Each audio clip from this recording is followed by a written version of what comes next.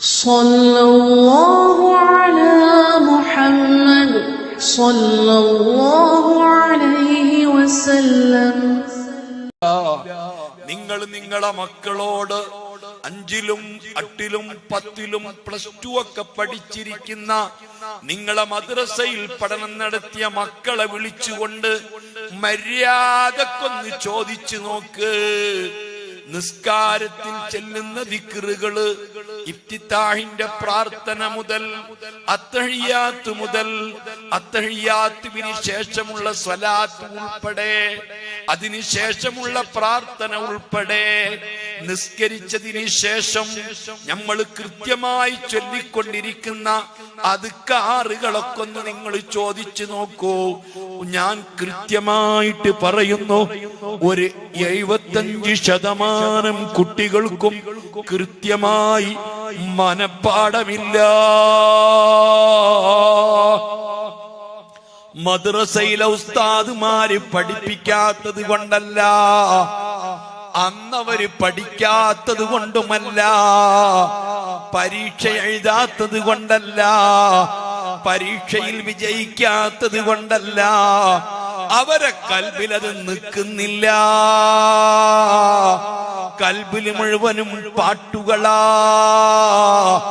കോമഡികളാ,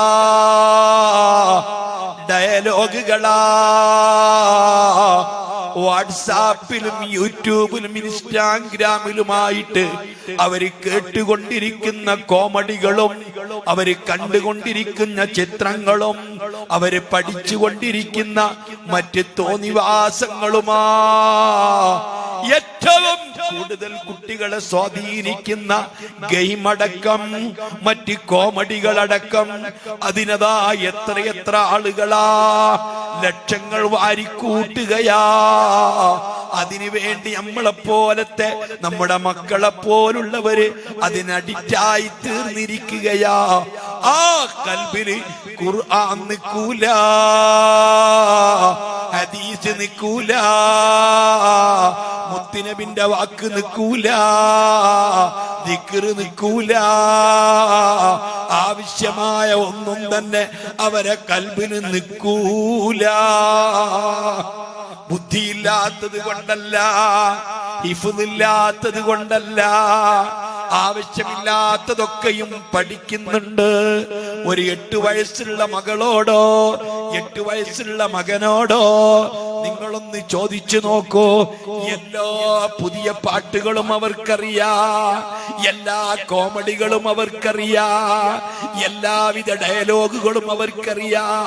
ഒരൊറ്റക്കവട്ടം കേട്ടാൽ അവര് പഠിക്കുന്നുണ്ട്. പക്ഷേ ഒരു ഖുർആൻ അറിഞ്ഞൂടാ, അത്തഹിയാത്ത് തെറ്റുകൂടാതെ ഓതാൻ അറിഞ്ഞൂടാ, ഒതു എടുത്തതിന് ശേഷം ചൊല്ലുന്ന ദിക്ർ കാണാതെ കിട്ടൂല, കൽബിൽ നിൽക്കൂല. മുഹമ്മദുർ റസൂലുള്ളാഹ്.